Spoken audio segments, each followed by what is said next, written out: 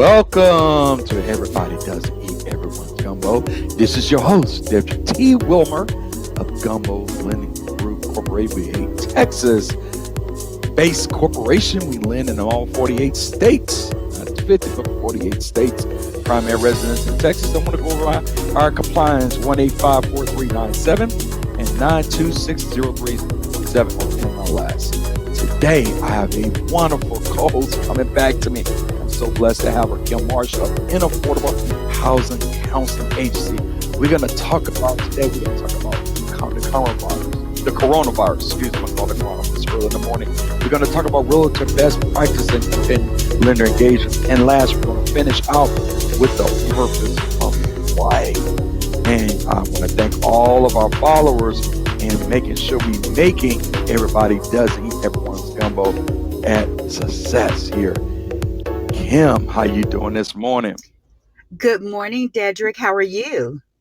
Man, I can't complain, Kim. I gotta give your intro song. Your walkout song. Be nice. Man, come on, who is this artist here right now? That's Johnny Gill, one of my favorites. Yes, it is. Probably his best song ever. I beg to differ. All of his songs are wonderful. I love me some Johnny Gill. Man, Kim, this is you all day long. Kim, do you have did you like slow drag on this song? When you slow drag, did you really slow drag? Or see, now you're trying to get way too personal. See, I can get on down with See, you out of order now. You out of order. Of course I did. Well, Who I forgot. didn't? Okay. Now that's Kim and back in 1990. So we talk about 2020 deaconess, Kim. So if you understand about the Black church, and especially the Black Baptist church, we talking about the National Baptist Convention Church. You have the folks that dress in white, the ladies are dressed in white that sit on the left side. Most times they sit on the left side of the church, and they are the deaconesses. Okay, they dress in all white. I'm talking about every Sunday, all white. And those ladies, you lead them alone. You come to church late, chewing. Well, they can let you come to church late. As long as you get in church in time to get the word, you're fine. Or get the blood and body for communion, you're fine. But they want to make sure that you ain't chewing no gum, you ain't cutting up. And if anything pop off, guess what? You leave those ladies alone. Trust me, that's your real security. Wait, I was born and raised AME. And so in the AME church, we had all of the deaconesses and the stewardesses and all of that. But my grandmother, Lord rest her soul, she made handkerchiefs. And she would give it to all the young ladies if their dresses were too short, if their knees were showing, she would give them a handkerchief to cover their knees. Wow. Oh, yes, most definitely. And you have to have pantyhose in your church. I remember as a kid, most definitely. Growing up in Baton Rouge, and there was a corner store that was not too far, where I live. And, my mama used to always tell me and my brother, go run to the store, get some pantyhose, because, man, if you didn't have pantyhose, you couldn't go to church with bare legs. No, not at all. Time is not shame. At all. Wow. Absolutely. Now a perfect segue to in the banking industry, you were not allowed to come bare leg or open toe shoes. So the whole world has changed. Wow. When I started in banking, you had to wear pantyhose and pumps. Yes. Wow. Kim, man, let's talk about this coronavirus. And how this is going to affect. I mean, of course, I'm in mortgage banking. It's going to affect financial institutions, regardless of what the bill they got in Congress for the stimulus package. How it's going to affect the downline effect. And guys, this morning, all our listening artists want to thank you for supporting Everybody Doesn't Eat Everyone's Gumbo. Again, I'm going to get a disclaimer that we're not trying to promote fear. Okay.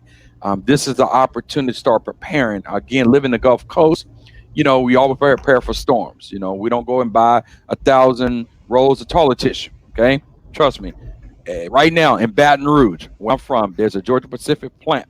They make a lot of the Northern and all the Walmarts and Costco toilet tissue. They in mass production right now. So toilet paper ain't never run out. As long as you got human beings, they're always going to be toilet paper. Okay. Well, and So with talk folks to me. going out and buying in bulk, it's a little bit unfair because they're just storing it, and when the shelves are bare, the other folks that may really need it, it's not there. So it's just real not fair, and it's probably not best practice. And you're absolutely correct. We're not trying to promote fear. There's no room for fear. God didn't give us a spirit of fear, but we do have to share facts, and people have to be cautious, and they have to be considerate. Yeah, most definitely. And and so I know right now we're going through a bear market, and just give everybody a heads up. I know there's I saw some mortgage professionals whom I call great sales guys, and I've seen realtors out there, and I talked about this in the last episode, are going and telling people that interest rates are going up. Interest rates are not going up. Okay. No. Um and there's a difference between the federal rate, and there's a difference between where the rates for mortgages. Mortgages come from treasury bonds. It comes from the 10-year note. The 10-year note take care of the 15 and the 30-year mortgages. Okay, you know what I'm saying? And the 5-year note take care of some below that. Okay, but most mortgages are based on the 10-year treasury bonds. And what has happened, the fact that when rates dropped, no, excuse me, I'm take that back. When the Dow dropped so low last week, and even though the Feds reduced the prime rate, which we're going to talk about the prime rate shortly, what has happened, the fact that everybody shifted, and when the oil went berserkers on Monday, everybody started pushing their money into safe investments. The safest investments to put your into treasury bonds, savings bonds and treasury bonds. Okay, that's kind of like we're not going to put in the bank because the bank only take care up to $100,000 with FDIC. So people pulling money from banks and say, "Hey, move my money over to treasury bond. You could put $1 gazillion. It's going to be protected." Okay, because as long as you have mortgages and people refinancing and buying houses, it's securitizing. Okay, so you're fine in that world. Now, on the short term, the prime rate. The prime rate is when you're going to for credit cards, you're going for commercial loans. Those guys, that's prime plus two, plus three, plus four, plus five, and you go beyond there. That has nothing to deal with mortgages. And now all the banks and mortgage institutions right now are getting slammed with applications. So they're gonna drive up those interest rates. Excuse me, with the corona, just some stuck back in my throat. And, and what has Well, I'm going happened to give now, you an opportunity to clear your throat and say just yeah, this but one Kim, I'm gonna thing. let you elaborate on that. There's a saying that what goes up must come down. That's just gravity. That's just the nature of gravity. But also, when we're talking about stocks and bonds, what goes down is going to come back up. It's going to Oh yeah, stabilize, and so yes. there's no reason for real fear. When you see the numbers, I looked at my portfolio the other day, and I just absolutely clicked to exit. I was like, no way, no way, this is not happening. But Don't I had to micromanage come to the realization. Exactly. I had to come to the realization. I said, Kim, let's have a talk with yourself. Don't look at it anymore. This is a volatile time. It's going to go back up. It did it in the recession. It did every industry around, and every incident that the United States or abroad has suffered with. The market always rebounds, always. Always So correct there's yourself. no reason for a big fear. And Kim, you could say it in it better. And so with the show, what has happened that everybody's still right now over the last 4 days, with my investors, I have 20 investors, 10 prime investors, the conventional FHA, VA, the whole nine. Man, I've had 5 or 6 midday changes. I mean, I Mm-hmm. mean, improvement, deterioration. So I'm not telling. So guys, just always remember this. So again, understand that's why you have true mortgage professionals. Kim Marshall, myself, we've been doing this since forever time. I've been doing this since the 90s. I've seen every recession. I've seen the crisis back in '08. And I'm seeing this coronavirus, I want the term they're going to call this now to this true bear market. So again, there's a difference between, I keep stressing this. You have a lot of folks who are salespeople. They are sales guys. They're just app takers. I call those or your traditional nursing assistants. That's what they are. They just push paper. Okay. Then you have your people like him, myself, whom are subject matter experts. We are the surgeons. Okay. We the one who teaches this at your medical school. Okay. this is when you're dealing with people who've been there and they done that, and they can explain to you what you need to do, how to avoid Good. pitfalls, and then just get caught up on somebody who give you the one and fuzzies and tell you what you want to hear and won't bear the clothes on your own. You know what I'm talking about, Kim. Absolutely. And so, and so back to, with the coronavirus and everything else is that couple things, and we're gonna go off topic on this one here. Again, if you're sick, stay home. Okay. It, go home. Don't do that. If your children not feeling well, keep your kids at home. Okay. Please do that. When you're at restaurants, blow your nose in the bathroom. Okay, that is the one of the most disgusting things out there. I promise you, it sets me on fire. Blow your nose in the bathroom. If you do the number one, you do the number two. We're gonna call that the number three. Okay, the number three is blowing your nose. Blow your nose in the bathroom. The number three. Gumbo in the group, there's your T. Woman. We're gonna call that number three. Number three is blow your nose in the bathroom. How you feel about that, Kim? I feel the same way. And more importantly, if it's number one, number two, or number three, wash your hands afterwards. Yes, Wash your hands for 20 seconds. Do not put the soap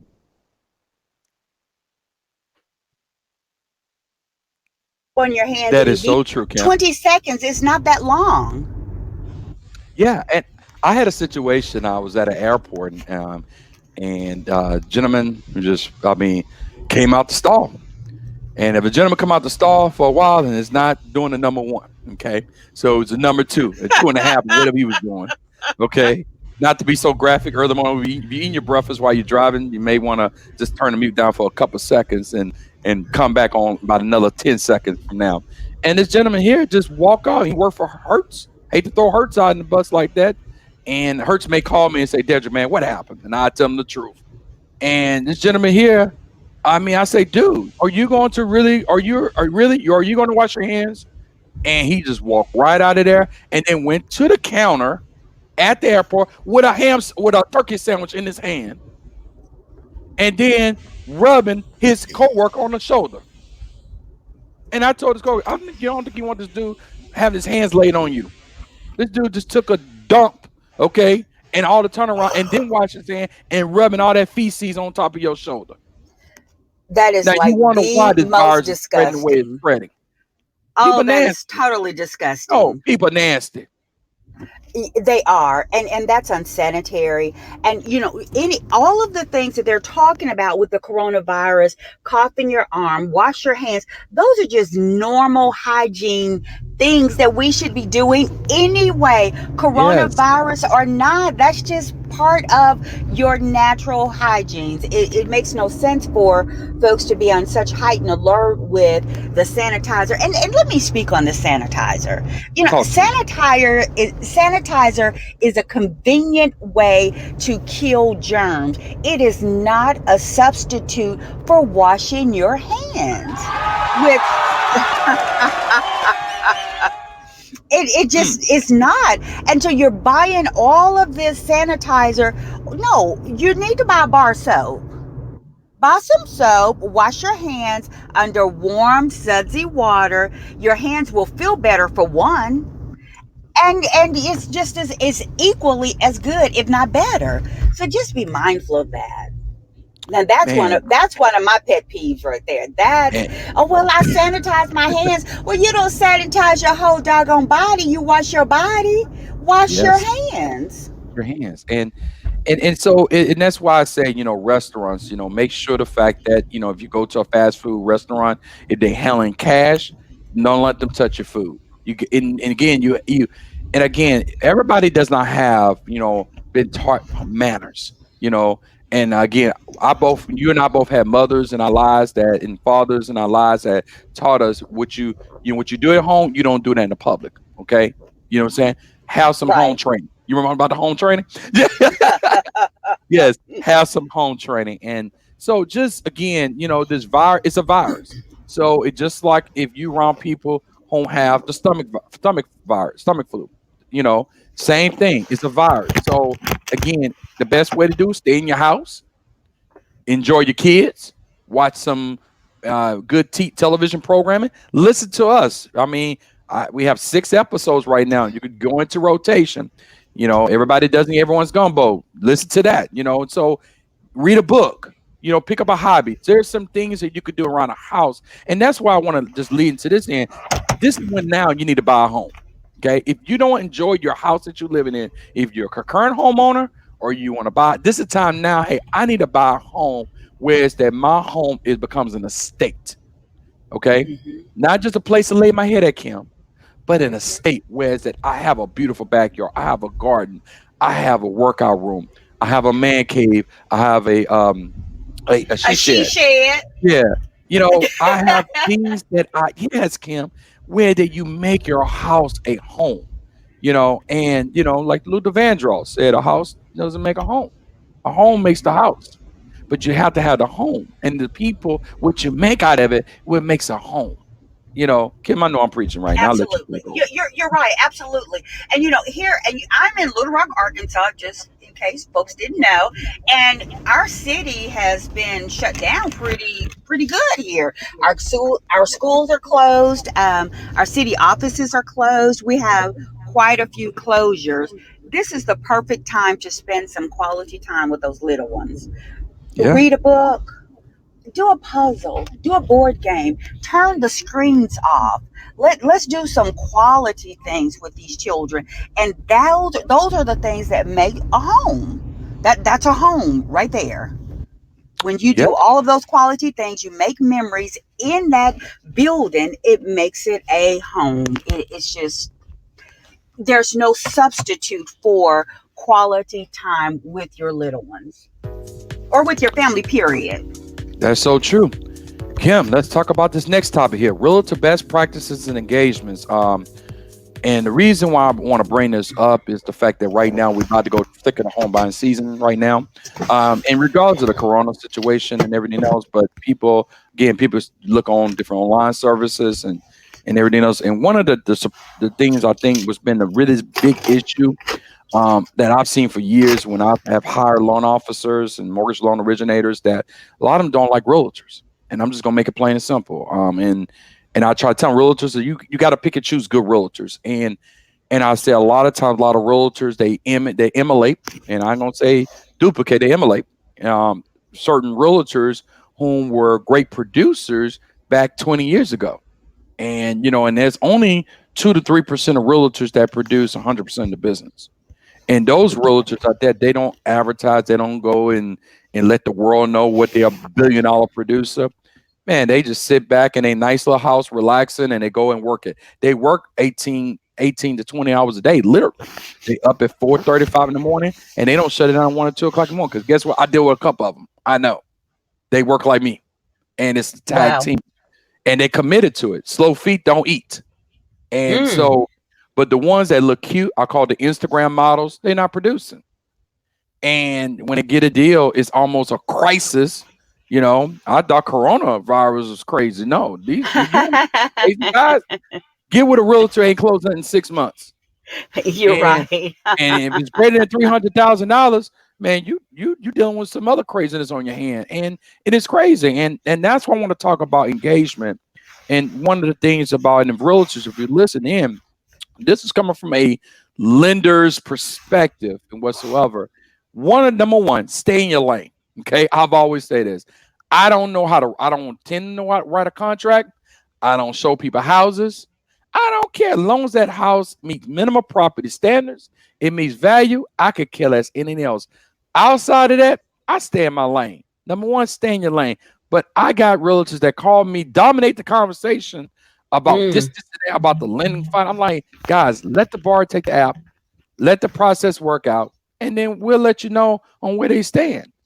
But we don't care here about the story. We don't want to hear about that because again, we look at black and white. Our underwriters look at black and white. The underwriter don't care about no story. You think Right. they care about story, Kim? No, no, absolutely Talk to not. me. And I think you're absolutely correct. Everyone has a role in this whole process, and everyone has a goal. You do your role, and everyone's goal should be to get that person in that home. As you stated, I'm not a realtor. I don't profess to be a realtor. I'm going to refer you back to the realtor because ultimately important is the relationship that the lender and the realtor has. Mm, And so when you have that good relationship, everyone knows how the other person works. If you don't have that kind of relationship with your lender, you need to have it. You need to get it. You need to nurture those relationships. It needs to be like a brother and sister. I know what you're going to do before you do it because I thank know my you. person. I depend on my person. I trust my lender. I have put my lender in your hands. I put my lender in your hands. And so because I trust them. Now, when you don't have trust, trust is a whole nother topic, Mm, but trust comes in every situation. You send that person to me, I'm going to work that person. I care about that person too.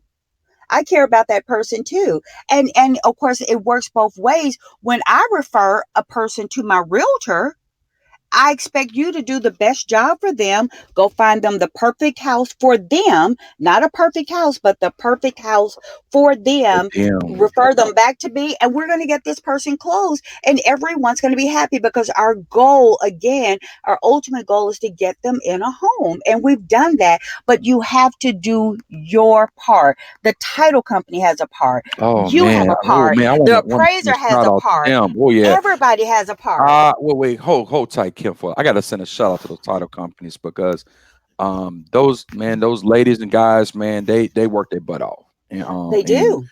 what they deal with, they do not get the credit.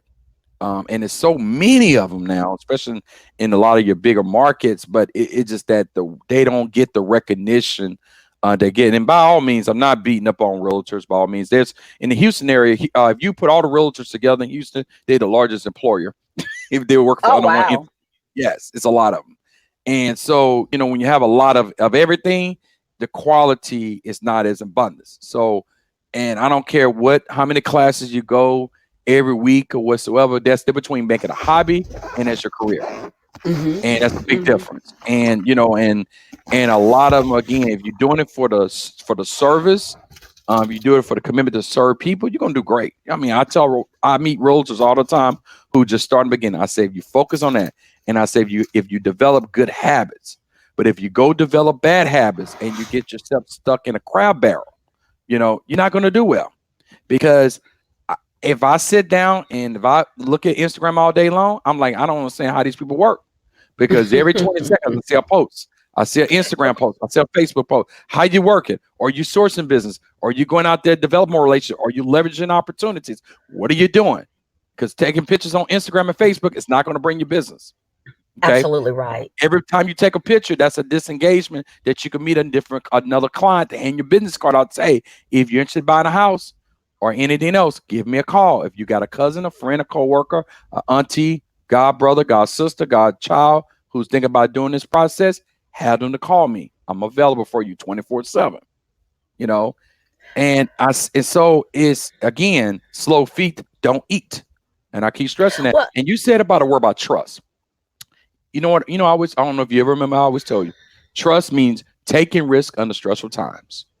Hmm. mm, Who's willing to mhm, take risk while you mhm. stress? Very few people. Right. And it's called trust, and you have to trust the process. And again, I get this. Oh, these are my clients. No, they're not just your client. Everybody client, but they're more with They're me they're than with our anybody else. client. You heard that before, huh? They're ours. Yeah, they're ours.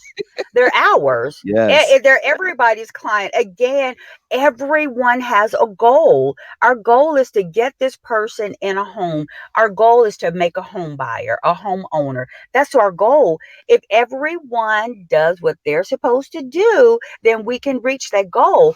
And back on the title company, you're absolutely correct. They don't get enough credit, but the title company is the legal entity in this entire transaction. Without Woo. them, we wouldn't have a transaction. Show won't. You got to Yeah, have they've money got to and make legal, sure. huh? Yeah, Money and absolutely. legal. Yes, we've got to make sure that the money is in place. They're talking with us. And let me digress a little bit.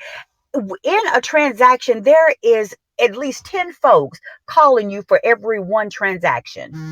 Yes, ma'am. That's a lot. That's a Appreciate it better. lot to juggle. So when everyone is doing what they need to do in their perspective lane, as a lender, you're getting them pre-approved, you're doing the credit check, you're getting all of the supporting documents. You have your job. You don't have time to tell them about their home inspection. No, mm-mm. That's not what I do. That's not what I do. I don't have time to go over here and tell the title company how to do their title search. That's not what I do. That's just Yeah. not what I do. So everyone's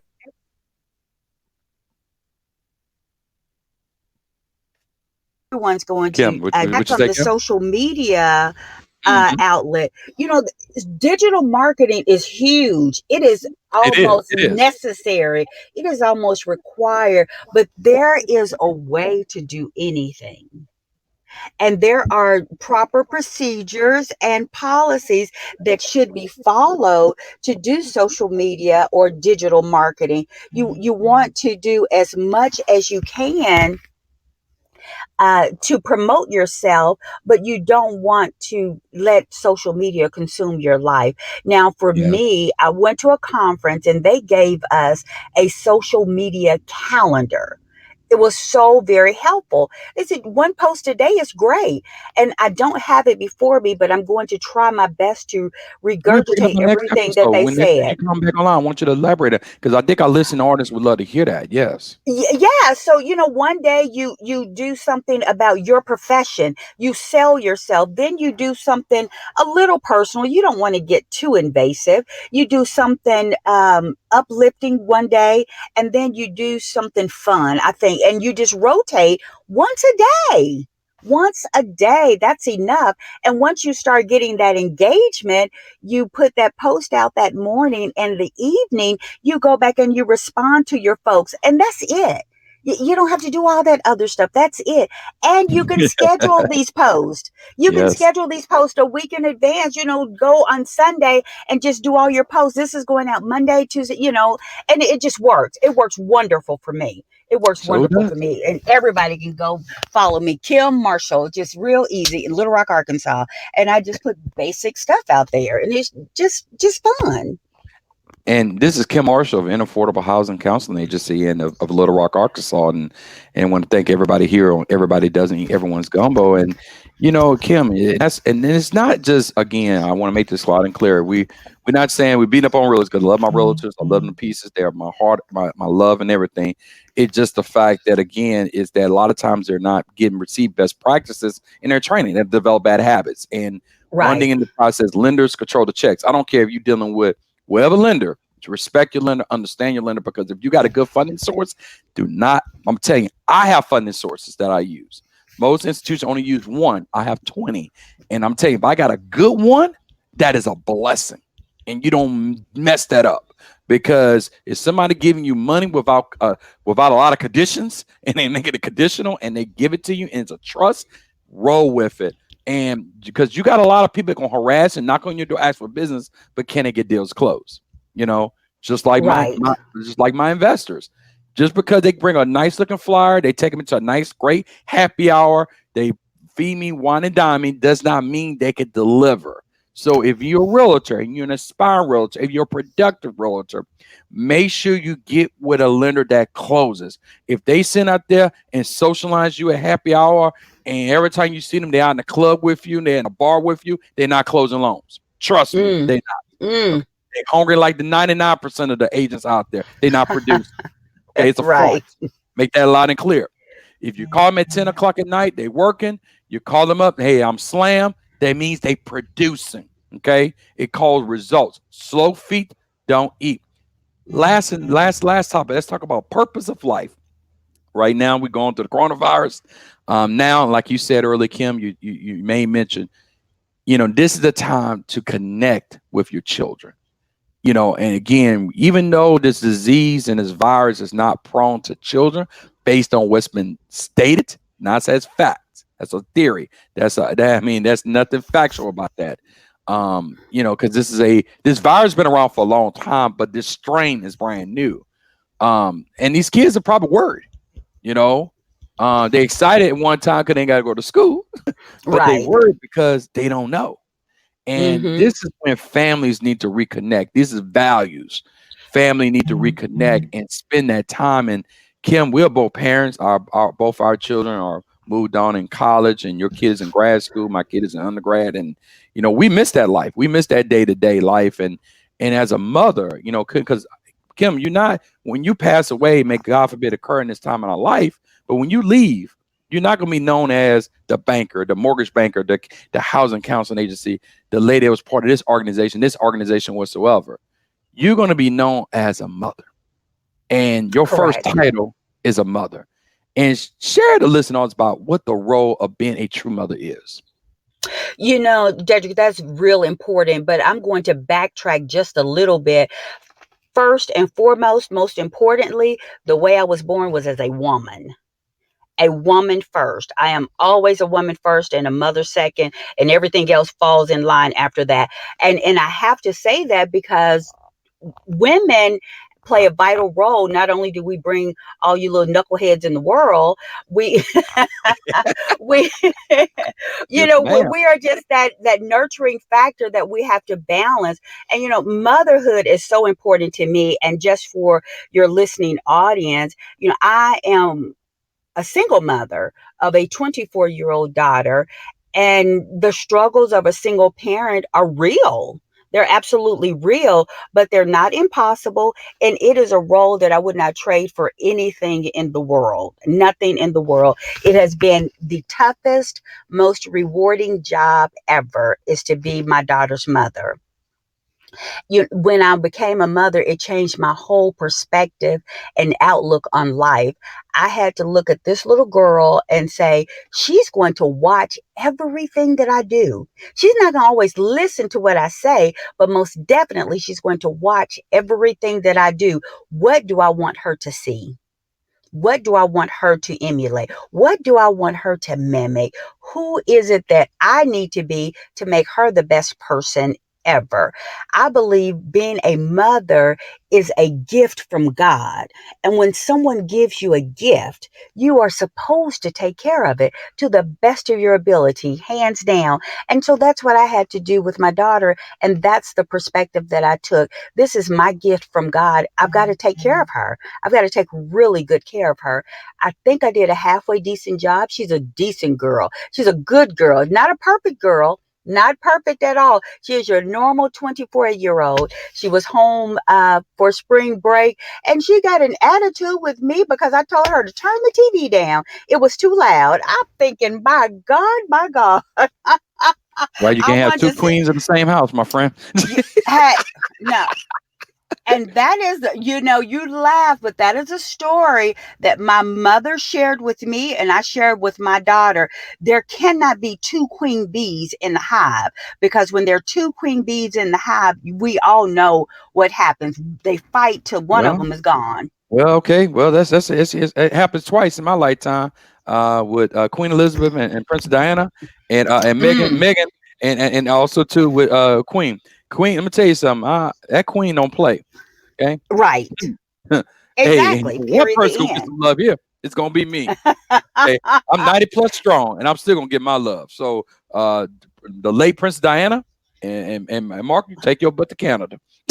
Right. Exactly. Exactly. You got to go. You You got to got go. to go. Right. Yes. Right. So yeah, that's the joy and the pain of being a parent, especially being a mother of a female, that you want to be a balanced young lady. I want her to be well rounded. I didn't always do the best things for her. Now that I look back in hindsight, I may have been a little too protective. I maybe did not let her taste that asphalt enough. I probably Mm. didn't do those things, but overall, she has turned out to be a really good young lady. Again, not perfect at all, but she is a good girl. She's a good girl. And Kim, I'm gonna add this, and I want to get this message to guys, out there who come out of relationships with a child and have children and moving on to new relationships and everything else. Keep your children first, guys.